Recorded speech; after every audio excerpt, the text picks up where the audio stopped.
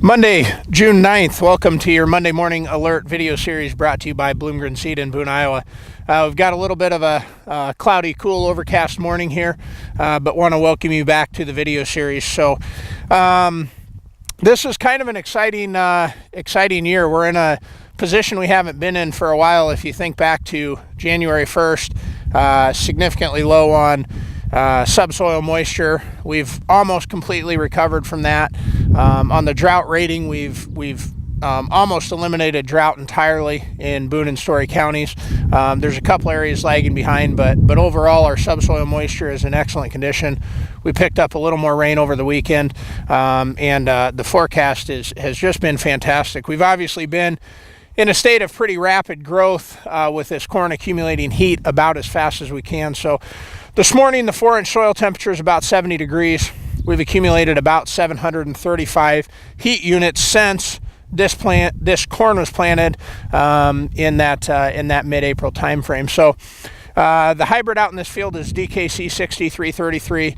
It's a hybrid that's just really loving what's taking place in the environment right now, and you can see that corn equalizing. We're losing a lot of that yellow, just really seeing good plant development. So we're looking just kind of what's happening out here. We've got really healthy root development. We've got a plant that's about 24 inches tall, and we're in that V6 stage. So overall there's not a lot to be worried about as far as what we're going to scout today. So we're going to talk about kind of what's been happening and what do we need to focus on. So the first thing we'll talk about is corn rootworm hatch.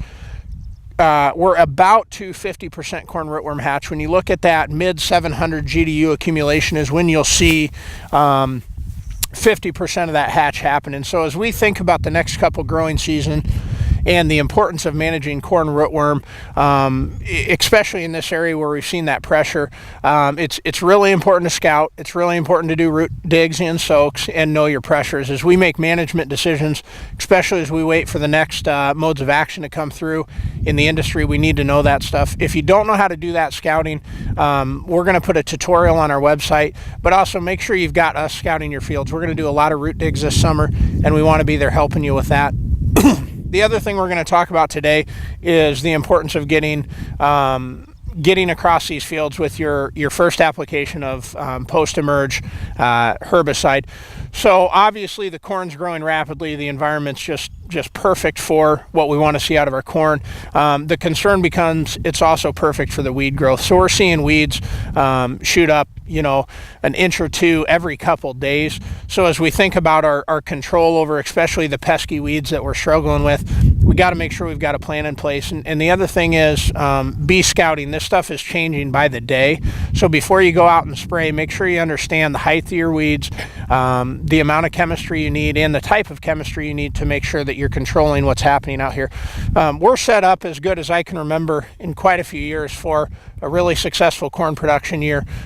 Soybeans are in the same position, so we want to make sure we're managing them. And then finally, along with that, I think we're in a position to consider pouring the fuel on the fire on a lot of these fields. If you take a field like this that basically today has full potential, it's time to start thinking about, okay, what fungicides do we want to consider, if any, what side dress applications. Start thinking about the fact that we're in a position to really produce a high-end crop in this field. So what things can we do to spur that along? Our ability to go to yield is as good right now as it's been and as long as I can remember. Let's make sure we think through that. So we've got a couple options. There's been a lot of talk of early season application of fungicide. We're not going to take a real strong stance on that, but we can show you data that will support either side. If you're interested in that, come talk to us. We can show you the V5, V6 applications. And then also, we're big believers that certain hybrids are going to be responding really well to a tassel time application. And so if you have questions about that stuff, come in and talk to us. We'd love to give you our insight on what works and what we've seen in the past. So this week, let's get out. Let's make sure if the weather permits, we get across this stuff with the sprayers. Let's get that done. Make sure you're on our scouting list. We want to be out helping you keep an eye on the fields. And let's hope the weather just keeps doing what it's doing. This is a great start to what should be a really good year. So that's it for your Monday morning alert from Bloomgren Seed in Boone, Iowa. Thank you.